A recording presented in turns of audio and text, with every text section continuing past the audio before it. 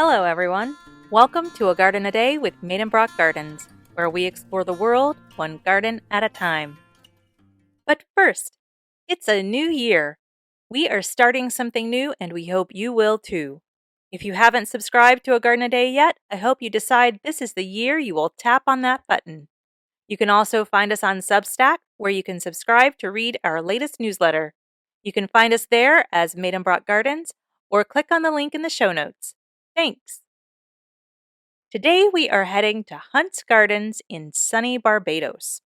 The garden began in 1990 by horticulturalist Anthony Hunte and opened to the public in 2007. Hunte was raised in Barbados and had a long family history in agriculture. It was his grandmother who taught him gardening and inspired his greatest work, Hunte's Gardens. In 1990, he set out to create the most enchanting place on earth, on 10 acres of a former sugar plantation. The garden is located in a sinkhole gully that is millions of years old. He started with the royal palms that were already growing there and added more palms and flowers. The history of Barbados and the property are intertwined with the garden itself. Several structures remain in the garden that are hundreds of years old. At the center of the garden is the century-old converted stables that Hunte made into his home.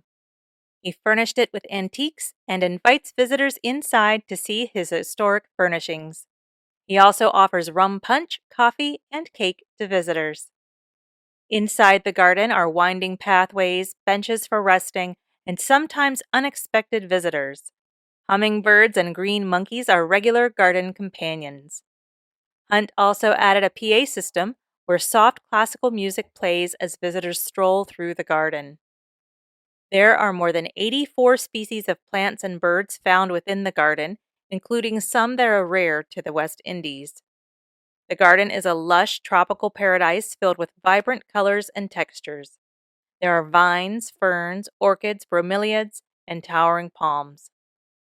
Visitors enter through decorative gates that once belonged to a luxury resort onto the area where sugar was once processed into syrup. A winding path leads guests down into the gully where towering palms grow, creating a canopy to protect the profusion of colorful tropical blossoms below. The garden is organized into mini gardens and secret rooms with plenty of places to sit, relax, and enjoy nature. Well, that's about it for today's garden visit. Subscribe to the podcast to find out where we are going next. Thank you for listening today and every day. If all goes well, I'll be right back here in about 2 weeks. See you then.